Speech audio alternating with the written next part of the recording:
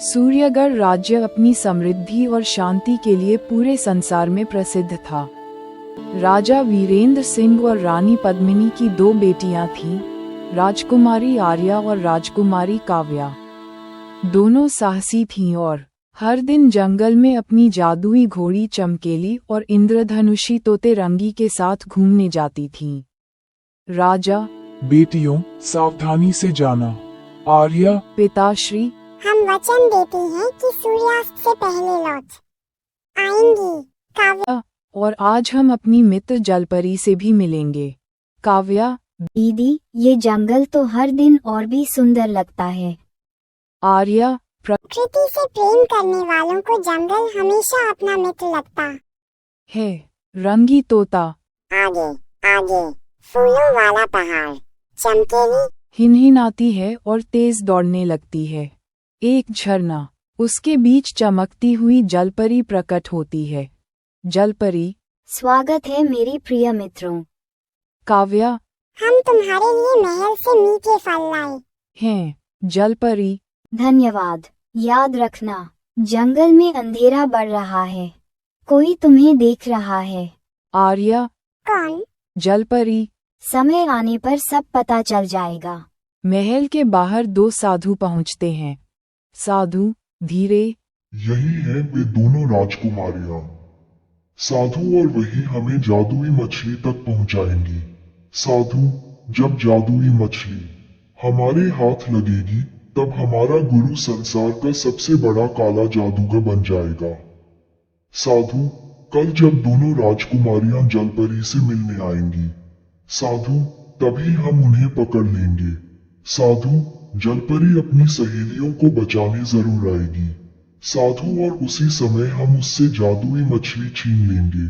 दोनों जोर से हंसते हैं। उन्हें पता नहीं था कि उनकी हर बात कोई और भी सुन रहा था। सुबह, घना जंगल। राजकुमारी आर्या और काव्या चमकेली घोड़ी पर बैठकर फूलों वाले पहाड़ की ओर जा रही हैं। रंगी तोता आसमान में उड़ रहा है। रंगी, राजकुमारी, मुझे कुछ अजीब महसूस हो रहा है, कोई हमारा पीछा कर रहा है। काव्या, कौन होगा? आर्या, घबराओ मत, हम साथ हैं। झाड़ियों के पीछे दो साधु छिपे हुए हैं। साधु, आज इन्हें हर हाल में पकड़ना है। साधु, धैर्य रखो, अभी सही समय नहीं आया। दोनों राजकुमारियां झरने के पास पहुंचती हैं। पानी चमकने लगता है और जलपरी बाहर आती है। जलपरी, मेरी मित्रों, आज जंगल सुरक्षित नहीं है।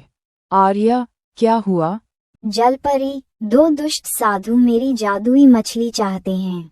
अगर वह उनके हाथ लग गई तो पूरा संसार अंधकार में डूब जाएगा। काव्या, हम तुम्हारी रक्षा करेंगे। जलपरी, नहीं, पहले अपनी रक्षा करो। दूर गुफा में दोनों साधु काला मंत्र पढ़ रहे हैं। साधु, हे अंधकार की शक्तियों, हमारे लिए मायावी जाल तैयार करो। साधु, जैसे ही राजकुमारियां इस रास्ते से लौटेगी, वे बच नहीं पाएंगी। काले धुएं से पूरा रास्ता ढक जाता है। राजकुमारियां लौट रही हैं। अचानक जमीन से काली बैलें निकलती हैं। काव्या, दीदी, ये क्या है? आर्या, चमकेली, जल्दी भागो, बैलें घोड़ी को रोक देती हैं। साधु सामने आ जाते हैं। साधु, अब तुम दोनों हमारी कैदी हो। आर्या, हम कभी हार नहीं मानेंगे। साधु, हमें तुमसे नहीं, जलपरी की जादुई मछली से मतलब है। साधु काला धुआं छोड़ते हैं। राजकुमारियां बेहोश हो जाती हैं। रंगी तोता, नहीं। राजकुमारियों को छोड़ दो। रंगी उड़कर राजा को खबर देने निकल जाता है। चमकेली जोर से हिनहिनाती है और साधुओं का पीछा करती है। साधु, इन्हें गुफा में ले चलो। अब जलपरी खुद हमारे जाल में फंसेगी। वाचक, क्या जलपरी अपनी सहेलियों को बचा पाएगी? क्या जादुई मछली दुष्ट साधुओं के हाथ लग जाएगी? ये रहस्य अगले भाग में खुलेगा। घने जंगल के बीच एक विशाल काली गुफा। अंदर चारों तरफ जलती हुई मशालें, दीवारों पर रहस्यमयी निशान और काले धुएं से भरा वातावरण। दोनों राजकुमारियां जादुई सुनहरी जंजीरों से बंधी हुई हैं। काव्या घबराकर, दीदी हम कहाँ हैं? आर्या, हिम्मत रखो काव्या, जब तक हम साथ हैं कोई हमारा कुछ नहीं बिगाड़ सकता। दोनों साधु जोर से हंसते हुए अंदर आते हैं। साधु एक, जाग गई राजकुमारियां। साधु 2, अब तुम्हारे कारण जलपरी खुद हमारे पास आएगी। आर्या। तुम लोग कभी सफल नहीं होगे। साधु 1, यह फैसला अब तुम नहीं, हमारा गुरु करेगा। अचानक पूरी गुफा कांपने लगती है। काला धुआं उठता है और उसके बीच से एक विशाल काले वस्त्र वाला जादूगर प्रकट होता है। उसकी आंखें लाल अंगारों की तरह चमक रही हैं। काला जादूगर, हाँ हाँ, आखिरकार सूर्यगढ़ की राजकुमारियां मेरे सामने हैं। काव्या। तुम कौन हो? काला जादूगर, मैं हूँ महाकाल तांत्रिक, पूरी दुनिया पर राज करने वाला भविष्य का सबसे शक्तिशाली काला जादूगर। आर्या, कभी नहीं, सत्य की जीत हमेशा होती है। महाकाल, सत्य सत्य की शक्ति भी मेरी काली शक्तियों के आगे झुक जाएगी। फूलों वाले झरने पर जलपरी बेचैन होकर पानी में देखती है। जादुई पानी में राजकुमारियों की कैद दिखाई देती है। जलपरी, नहीं। मेरी सहेलियां मुसीबत में हैं। चमकेली घोड़ी और रंगी तोता वहां पहुंचते हैं। रंगी, जलपरी। दुष्ट साधु उन्हें गुफा में ले गए हैं। जलपरी, हमें तुरंत उन्हें बचाना होगा। चमकेली, मैं रास्ता जानती हूँ, लेकिन गुफा तक पहुंचना आसान नहीं है। गुफा के अंदर, आर्या, काव्या। जब पहरेदार दूसरी तरफ जाएंगे, हम इन जंजीरों को तोड़ने की कोशिश करेंगे। काव्या, लेकिन ये जंजीरें तो जादुई हैं। आर्या, हर जादू की एक कमजोरी होती है, दोनों पूरी ताकत लगाती हैं। तभी जंजीरों में हल्की दरार पड़ती है। साधु 2 चिल्लाकर, गुरुजी। ये भागने की कोशिश कर रही है। महाकाल, इन्हें कालकोठरी में डाल दो, अब इन पर दया नहीं होगी। जलपरी एक चमकती हुई सुनहरी मछली को अपने हाथों में उठाती है। जादुई मछली, जलपरी। समय आ गया है। अगर मैं महाकाल के हाथ लग गई तो पूरी धरती पर अंधकार छा जाएगा। जलपरी, ऐसा कभी नहीं होने दूंगी। जादुई मछली, राजकुमारियां ही इस युद्ध की असली कुंजी हैं। उन्हें हर हाल में बचाना होगा। महाकाल अपने सिंहासन पर बैठा मुस्कुरा रहा है। महाकाल, हाँ, अब खेल शुरू होगा। या तो जलपरी अपनी जादुई मछली देगी, या फिर दोनों राजकुमारियां हमेशा के लिए मेरी कैदी बन जाएंगी। आसमान में काले बादल गरज रहे हैं। पूरी धरती कांप रही है। महाकाल अपने जादुई डंडे से काली बिजली निकालता है। महाकाल, आज या तो मैं रहूंगा, या तुम सब। आर्या, सत्य की रक्षा के लिए हम अपना सब कुछ दांव पर लगा देंगे। काव्या, दीदी, मैं आपके साथ हूँ। जलपरी, समुद्र की दिव्य शक्ति, हमें साहस दो। महाकाल काली आग का गोला फेंकता है। आर्या प्रकाश तलवार से उसे 2 टुकड़ों में काट देती है।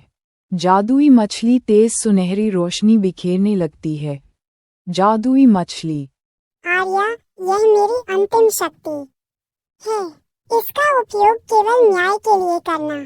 आर्या, मैं वचन देती हूँ, प्रकाश तलवार पहले से कई गुना अधिक शक्तिशाली हो जाती है। महाकाल, नहीं, ऐसा नहीं हो सकता। आर्या, यह वार केवल तुम्हारे लिए नहीं, तुम्हारी बुराई के अंत के लिए है। आर्या पूरी शक्ति से प्रकाश तलवार चलाती है। एक विशाल सुनहरी किरण महाकाल से टकराती है। महाकाल, आ, उसका काला जादू टूटने लगता है। उसकी छड़ी राख बन जाती है और काला धुआं हवा में गायब हो जाता है। महाकाल, बुराई कभी नहीं जीतेगी। महाकाल और उसकी सारी काली शक्तियां प्रकाश में विलीन हो जाती हैं। जंगल फिर से हरा भरा हो जाता है। पक्षी गाने लगते हैं, फूल खिल उठते हैं। जलपरी, तुम दोनों ने केवल मुझे नहीं, पूरे जंगल को बचाया है। काव्या, ये जीत हम सबकी है। साधु 1, हमें क्षमा कर दीजिए। साधु 2, अब हम अपना जीवन लोगों की सेवा में बिताएंगे।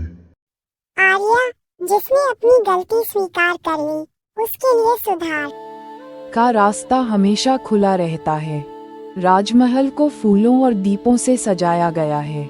पूरे राज्य में उत्सव मनाया जा रहा है। राजा वीरेंद्र, मुझे अपनी बेटियों पर गर्व है। रानी पद्मिनी, तुम दोनों ने साहस, दया और सच्चाई की मिसाल कायम की है। जलपरी, जब भी तुम्हें मेरी जरूरत होगी, मैं इस झरने से तुम्हारी पुकार सुन लूंगी। रंगी, अब रोज जंगल घूमेंगे। चमकेली हिम। आर्या, शक्ति का सही उपयोग हमेशा दूसरों की रक्षा के लिए होना चाहिए। काव्या, और सच्ची दोस्ती किसी भी जादू से ज्यादा ताकतवर होती है। उस दिन के बाद सूर्यगढ़ में फिर कभी अंधकार नहीं छाया। 2 बहादुर राजकुमारियों, उनकी सच्ची मित्र जलपरी, वफादार घोड़ी चमकेली और रंगी तोते की कहानी पीढ़ियों तक सुनाई जाती रही। हर बच्चे ने यही सीखा कि साहस, सच्चाई और दया मिलकर सबसे बड़ी बुराई को भी हरा सकते हैं।